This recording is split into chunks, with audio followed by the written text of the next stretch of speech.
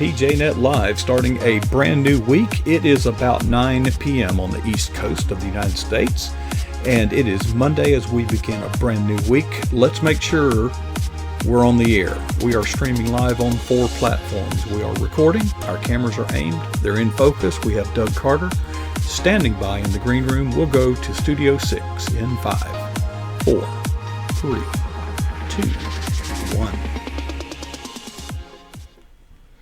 Well, welcome to a brand new week of PJNET Live. We are glad you're here with us. If you're watching us live, those are special people. Thank you so much for those of you in the chat room. But if you are watching this live on Facebook or Twitter or YouTube, we're so grateful to have you. You're welcome to come join the chat room at patriotjournalist.com and meet some new friends. You'll like them, I promise. Okay. Hey, we have tonight a brand new guest that has never been on the air, but is no stranger to those who visit the chat room. We are, blessed. Is that the word I'm looking for? To have Doug Carter in the Christmas spirit, or in the spirit of Christmas. Doug, we finally got it all together. I think we first met at the North Carolina's Christian Writer Conference. That was back when? August? That was back in August, mid-August. And yes. So much has happened since then. At the time, I don't think you had a camera. I don't think you had a mic. I don't think you had anything. I didn't have any of that. No, not at all. But you were one of the first to do those little 1-minute videos. And what has been your impression? This was all new to you then. How did you feel then? How do you feel now about the PJNet mission? Well, since I've been able to come onto the chat room and see what you do, I bought into it 100%. I followed the PJNet hashtag years ago and got off of Twitter, so I really didn't know anything about what you were doing. But once I got reconnected with you, I recognized the hashtag immediately, and then came back onto the show here. Things have just really taken off. Your program has been such a blessing to me. The weekly speakers you got, the guests you have, I've learned so much. It's almost like continuing education in the writer's world.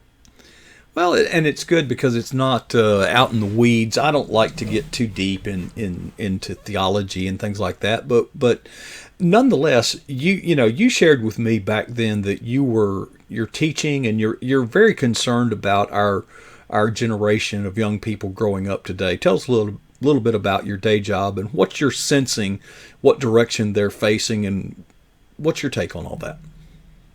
Well, I've got a unique position. I went to seminary, but I never felt called to a pulpit, and found myself at a community college. Well, I love school, and eventually I thought I would be in a university, but it hasn't worked out that way, and I'm still at the community college.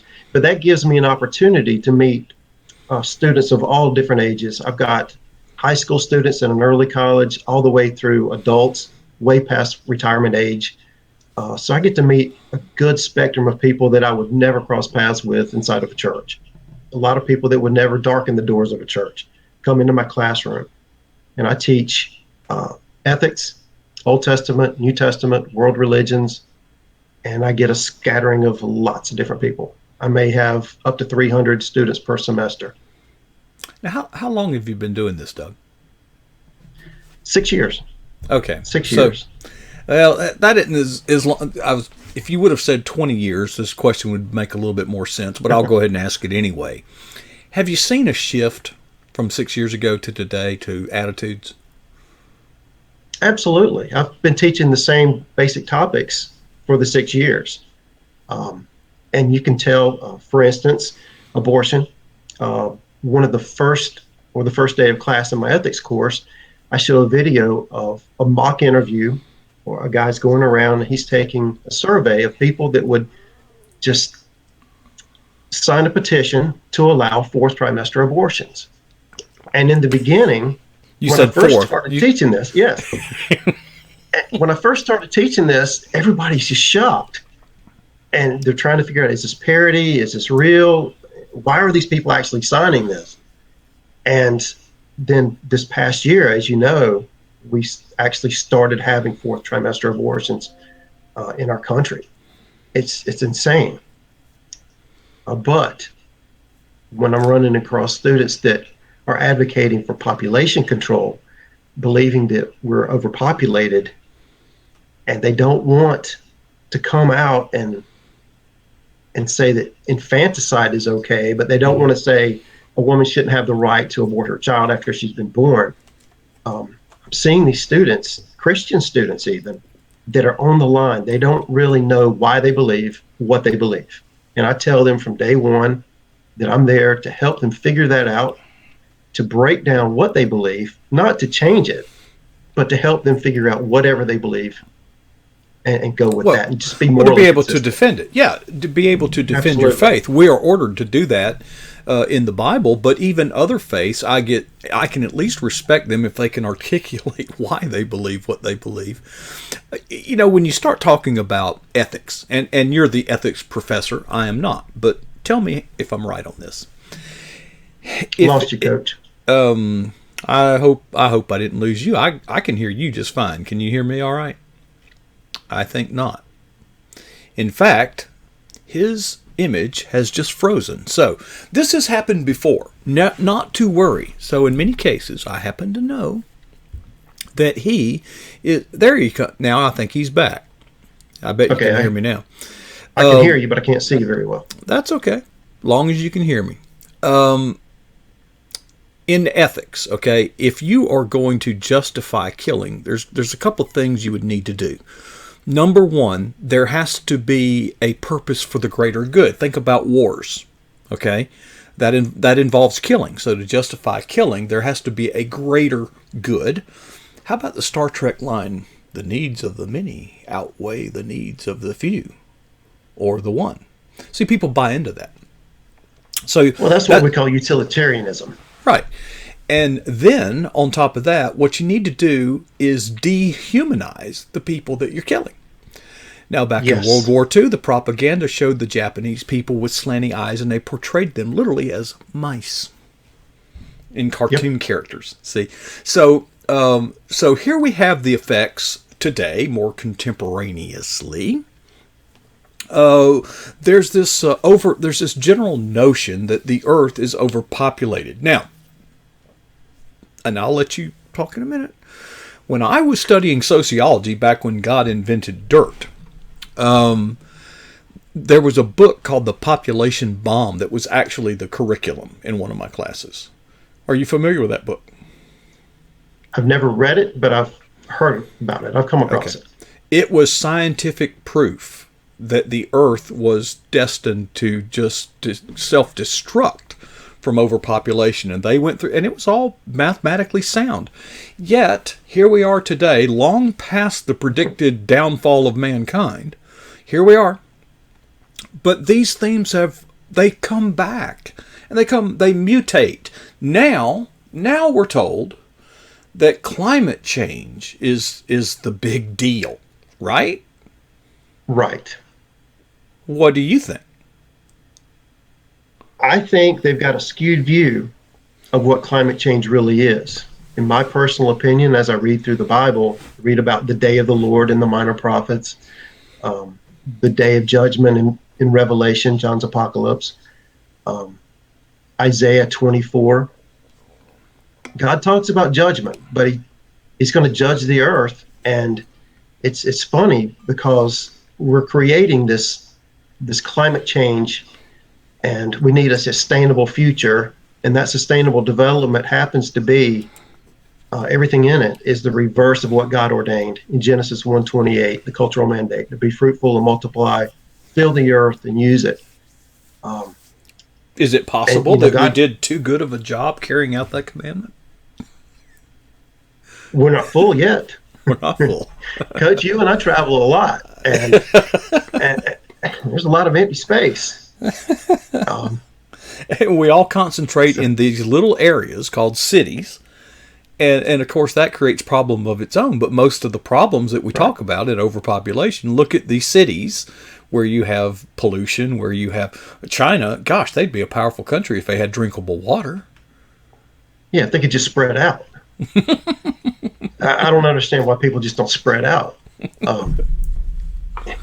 But what scares me, Coach, is people are actually advocating for population reduction, and I've come across that a lot. November 1991 issue of UNESCO Courier, Jacques Cousteau, the French explorer, underwater explorer. I used to watch his program as a kid. I used to watch it. Yeah, it's neat. Yeah. Yeah. Well, he came out in an interview and said that we need to reduce the world's population. He said overpopulation is the planet's biggest problem. And when he was pressed for an ideal, he said, I think we need to be around 700 million. 700 million. That's twice the population of the United States. Yeah, so we're at, 7.7 billion worldwide today? So he's proposing 90% reduction in the population. Yes, well, let's go a step further. The Georgia Guidestones, not too far from where you live. Have you ever been there? No.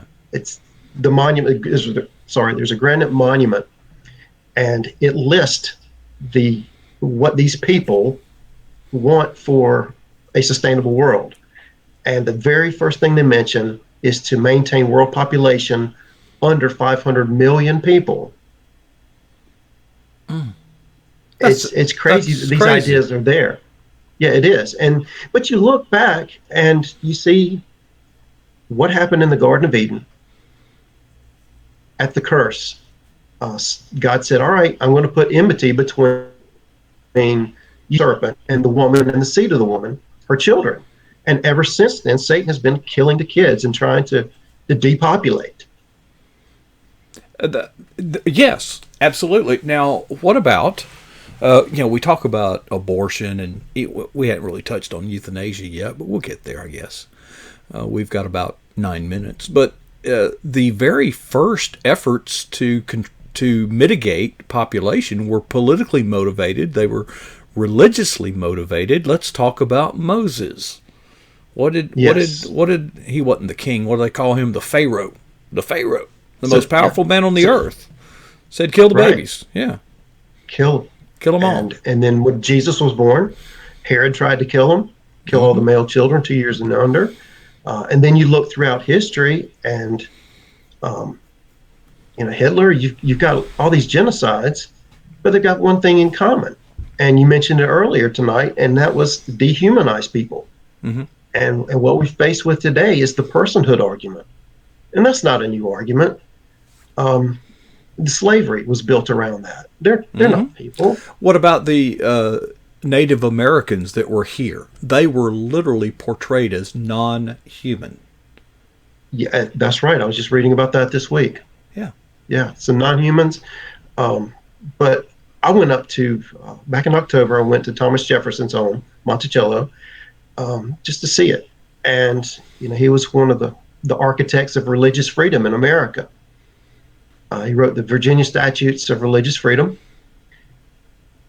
And he believed that we are all endowed by our Creator with certain unalienable rights. Problem is, the man owned 800 slaves. Well, that wasn't really a moral dilemma back then, though, was it? Well, he was questioned about that by his friends, and he dodged the question. I believe it was James Madison that was trying to convert him, but he dodged the question. Slavery is still very much an industry today, isn't it?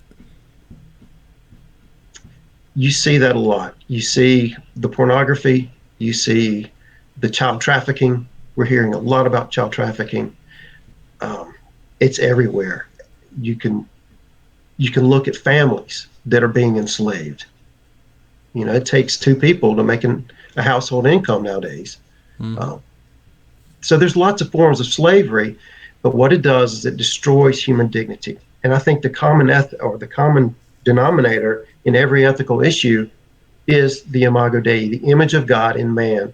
And I think that if we could look back and see each other as fellow heirs in the image of God, then we could hopefully look at each other differently. Let me get a little esoteric, or abstract at least. You're teaching ethics. The question that comes to my mind is, what is the origin of ethics? Now, you've already mentioned one, utilitarianism, okay? Folkways, mores, and codified law, okay, are evaluated based on their utility. That's not a good reference point because it kind of drifts, doesn't it? But yet, Yeah, that's not a good reference point. I'll give you one I think that's even better, and I think it's the tree of the knowledge of good and evil in the Garden of Eden. Philosophy, by definition, comes from the word philos, Sophia. Philos is the Greek word for love. Sophia is the goddess of wisdom. So philosophy is the love of wisdom. And all philosophers they're studying wisdom. And if you can find wisdom, then you're finding the good way to live. So when we talk about the tree of the knowledge of good and evil, we're talking about the good way to live.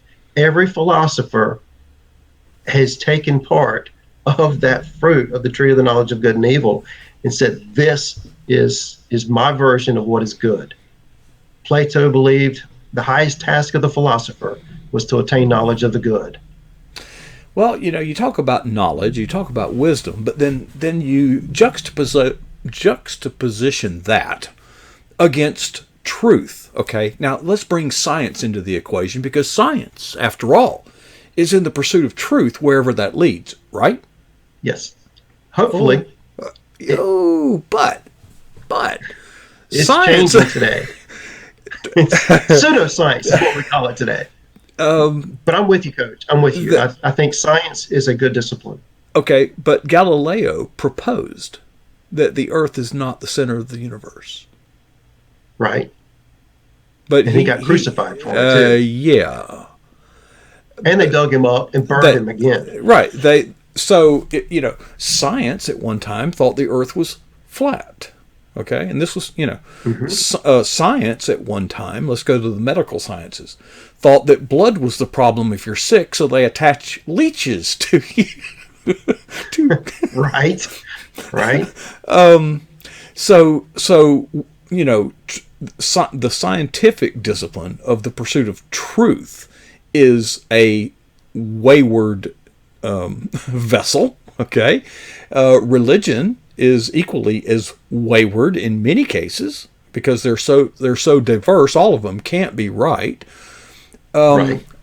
Morality, the law is I was going to say a word I shouldn't use on the air.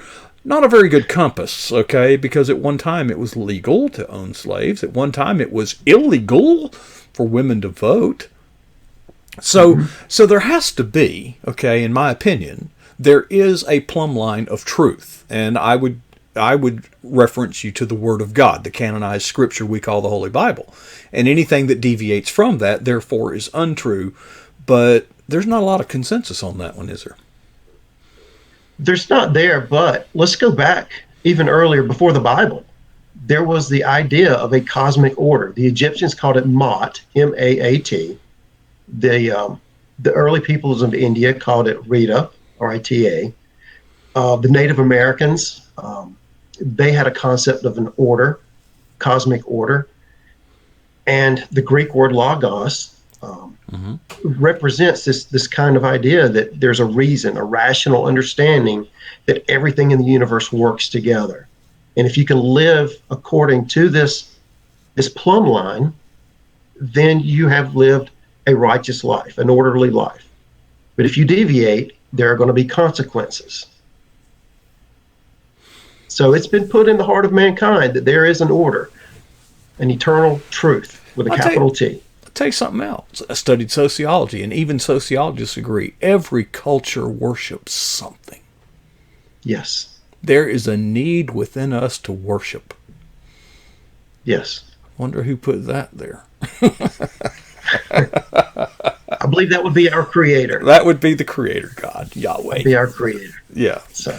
Oh, Doug, we're out of time. You're a good preacher, my man. You sure you didn't miss your calling? Sure. God didn't send me to a pulpit. No. But thank you, Coach. Well, Doug, it's been a pleasure to be on. Well, we've scratched the surface on a lot of stuff. We'll have to do this again and go a little deeper next time. Doug, thank you for being here. Love the Christmas in the background. Merry Christmas to you, your family, and all your loved ones. Appreciate you making time to be with us tonight. All right. Thank you, sir. Man, I could talk to him a little longer, but we are out of time. We do have Casper coming up at the bottom of the hour. Hope you'll stay tuned for that as PJNet Live continues.